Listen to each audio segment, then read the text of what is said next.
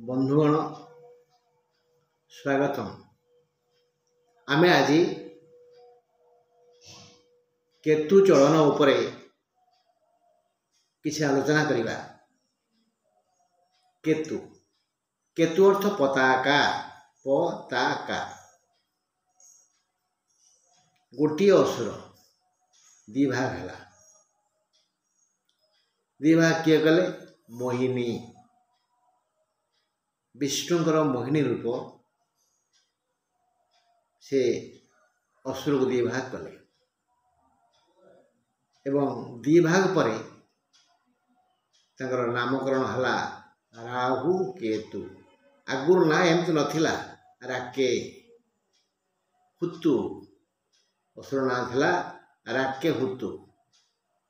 राके हुतु राहु केतु केमती है कौन है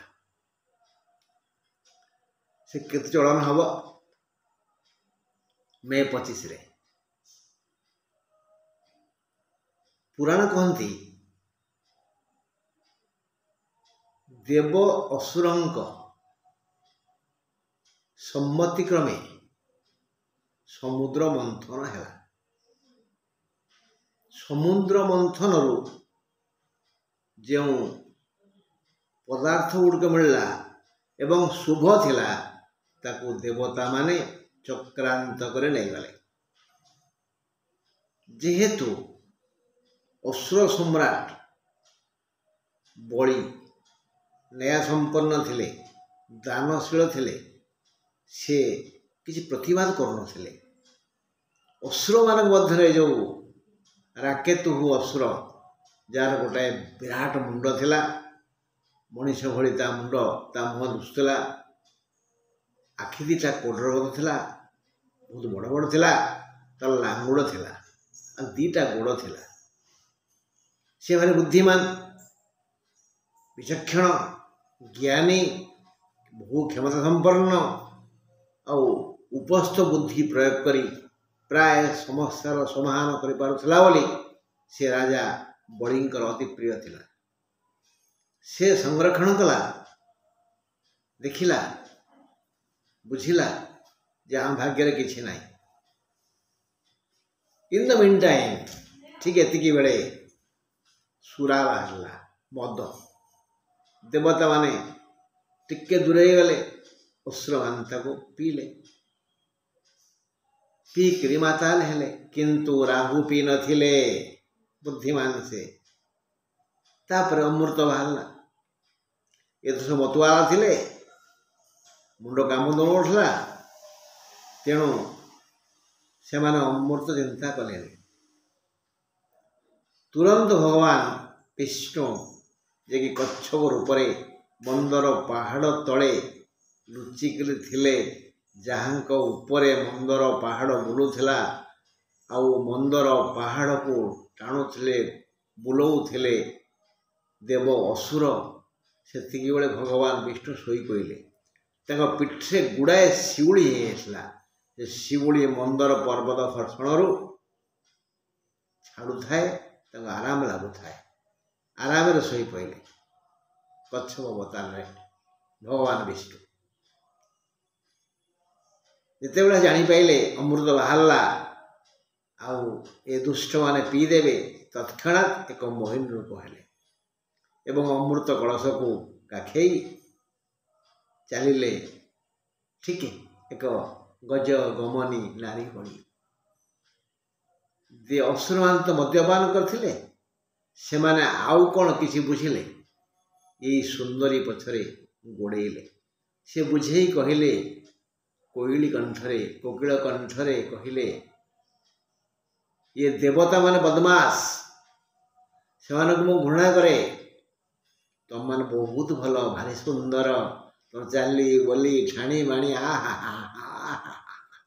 कि चमत्कार मद्यपान पर मुंड काम दौनी किंतु राहु बुझुले छलना अच्छी से तुरंत एक देवता रूप धारण कले। मोहिनी कहले दी धारे देवता आउ असुर बसी जाओ मु ए अमृत टिके टिके दे जीवी आउ तुम देव ग्रास कर अमर हो सी एमती भाव दवा आरंभ कले जमीक शेष बुंदाए रही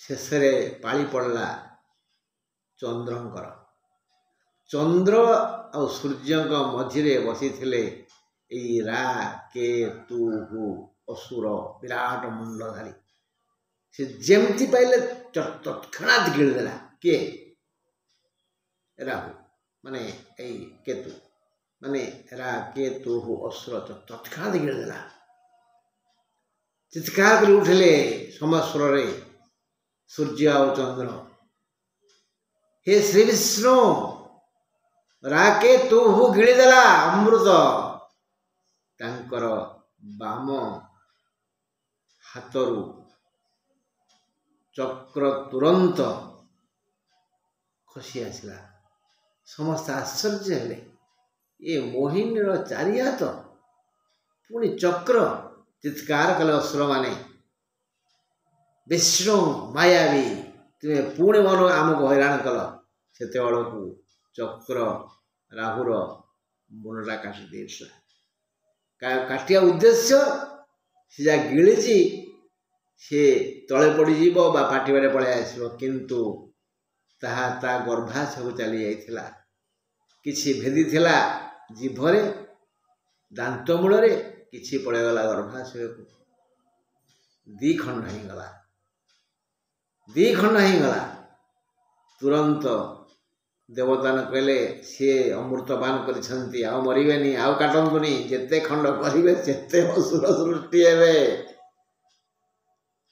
दी खंड होगला एमती अमृतपान कला परे जो लांगुड़ अंशटा से ठीक आगुल टेके थिला पताका भलिया केतु अर्थ पताका एबे ता मुंडरू बाहरला एक सर्प मुंड साप फणा ठीक पताका भलिया हैला दीटा गोड़ मुंड साप फणा आउ लांगुड़ सेठी बड़ी असुर को दी भाग हेबार देखि नामकरण कले राहु केतु चारि अक्षर को दी भाग करदेले से केतुंकर एवं चलन हम मे 25 तेणु एबेठु आम मानसिक प्रस्तुत हेबा केतुंकर कल्याण जमती आम पर पड़ो जेहेतु केतुंकर कौन शत्रु नहांती कौन ग्रह शत्रु तक नुहंती कि मित्र नुहंती पछपटा ना मुंडर जा किसी कपट छलना हिंसा माया अच्छी ना मुंड जमी चलैब ना पछपटे आसो तेणु केतुंकर आउ शत्रु के मित्र के नहांती सी जा सांगे रहती ता बड़े बलियार हुई सी जहाँ चाहती से अग्रसर कराती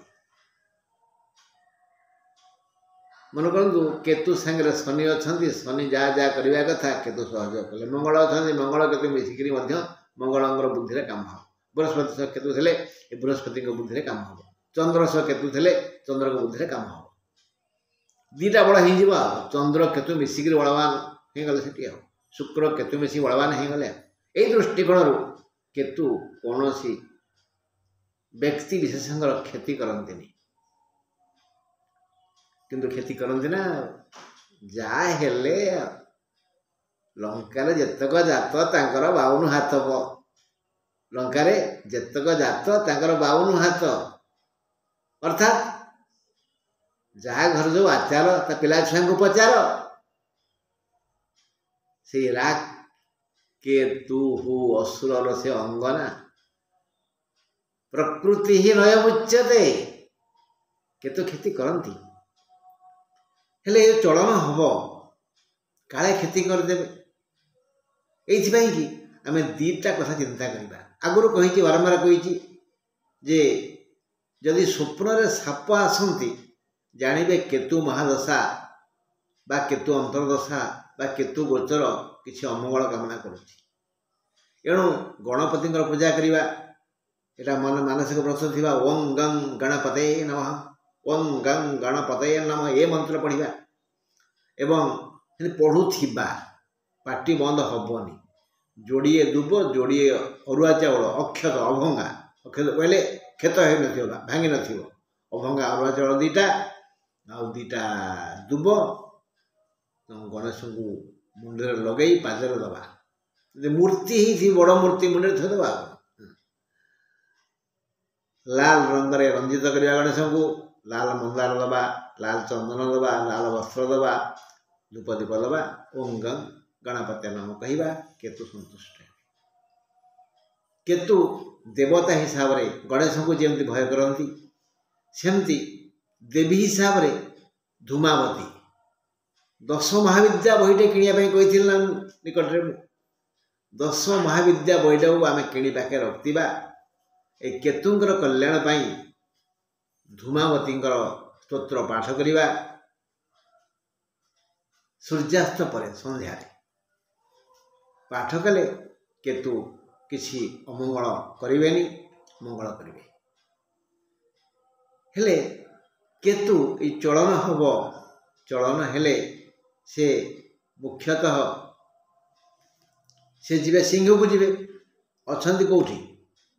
ଏବେ କନ୍ୟାରେ ଅଛନ୍ତି। ତମ ଗ୍ରହ କୁହାଯାଏ କାହାକୁ? ରାହୁ କେତୁଙ୍କୁ। ସେ ତାଙ୍କର ସବୁବେଳେ ବକ୍ରଗତି ପଛକୁ ଯିବେ। ସେ ଏବେ ସିଂହକୁ ଯିବେ। ମିଥୁନ କର୍କଟ ସିଂହ, ମିଥୁନ ପାଇଁ ତୃତୀୟ ହେବେ। ମିଥୁନ ମଙ୍ଗଳ ବିଶେଷ କରିବେ। ଆଉ ମକର କୁମ୍ଭ ମୀନ ମେଷ ବୃଷ, ମିଥୁନ କର୍କଟ ସିଂହ କେତେ ହେଲା? 8 ନାହିଁ। ମୀନ ମେଷ ବୃଷ ମିଥୁନ କର୍କଟ ସିଂହ। ମୀନର ହେବ ବହୁତ ବେଶୀ ଭଲ ମଙ୍ଗଳ ହେବ। ଷଷ୍ଠ କେତୁ ହେବେ। ଷଷ୍ଠ କେତୁ ତୃତୀୟ କେତୁ ମିଥୁନ ପାଇଁ ତୃତୀୟ ହେଲେ, ମୀନ ପାଇଁ ଷଷ୍ଠ ହେଲେ। ତେଣୁ ମୀନ ରାଶିଆଙ୍କର ବିଶେଷ ମଙ୍ଗଳ ହେବ। ତାପରେ ପଳେଇ ଆସିବା ବିଛା ପାଖକୁ। ବିଛା ଧନୁ ମକର କୁମ୍ଭ ମୀନ ମେଷ ବୃଷ ମିଥୁନ କର୍କଟ ସିଂହ।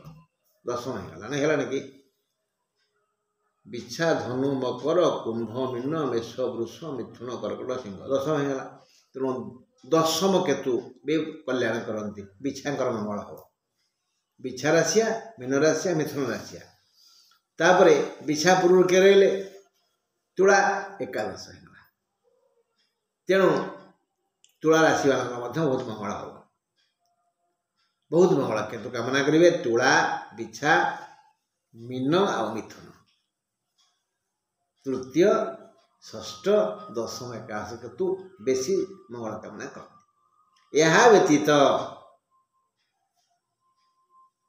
ସେ ବିଶେଷକାର ଅମଙ୍ଗଳ କାମନା କରନ୍ତିନି, କିନ୍ତୁ ମଙ୍ଗଳ ବେଶୀ କରନ୍ତି। ଏହା ବ୍ୟତୀତ ଜାତକରେ ଯେଉଁ ଘରେ କେତୁ ଥିବେ ସେ ଘରର ମଙ୍ଗଳ ହେବ। ସେତେ ଅଧିକ ମଙ୍ଗଳ ନୁହଁ, ସାଧାରଣ ମଙ୍ଗଳ ହେବ। କିନ୍ତୁ ତାଙ୍କର ଦୃଷ୍ଟି ଯାହା ଉପରେ ଥିବ, ସେ ଯେଉଁଠି ଥିବେ ସିଧା ଦୃଷ୍ଟି 7ମ ଘରକୁ ଦେଖିବେ। ସେଇ ଘର ଜାତକ ଦେଖିବା। ଜାତକରେ କେତୁ କେଉଁ ଘର ଅଛନ୍ତି ଆଉ ତାର 7ମ ଘର କେଉଁଟା, ସେ ଘର ଆମ ଜାତକରେ ଲଗ୍ନଠୁ ହିସାବ କରିବା କେତେ নম্বର ଘର, ସେ ଘର ଟିକେ ଅମଙ୍ଗଳ ହେବାର ଚାନ୍ସ ଅଛି। ଯଦି ସେମିତି ଥାଏ ତାହେଲେ ସେଠି ଯେଉଁ ଗ୍ରହମାନେ ଥିବେ ସେଇ ଗ୍ରହମାନଙ୍କର ମନ ମସ୍ତିଷ୍କ ଟିକେ ଗଣ୍ଡଗୋଳ ହେଇଯିବ। ତେଣୁ ଆମେ ଧୂମାବତୀଙ୍କୁ ସ୍ତୋତ୍ର କରିବା, ଗଣେଶଙ୍କୁ ପୂଜା କରିବା। ବନ୍ଧୁ, ଆଜି ଏତିକି କେତୁ ଚଳନ।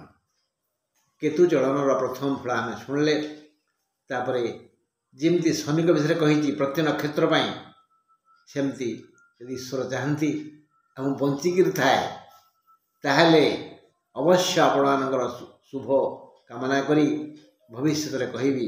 ପ୍ରତି ନକ୍ଷତ୍ର ଅଶ୍ୱିନୀ ପାଖରୁ ରେବତୀ ପର୍ଯ୍ୟନ୍ତ 27 ନକ୍ଷତ୍ର, ପ୍ରତି ନକ୍ଷତ୍ର ପାଇଁ କେତୁ କେବେ କିଭଳି ଫଳ ଦେବେ। ଆଜି ଏତିକି। ନମସ୍କାର।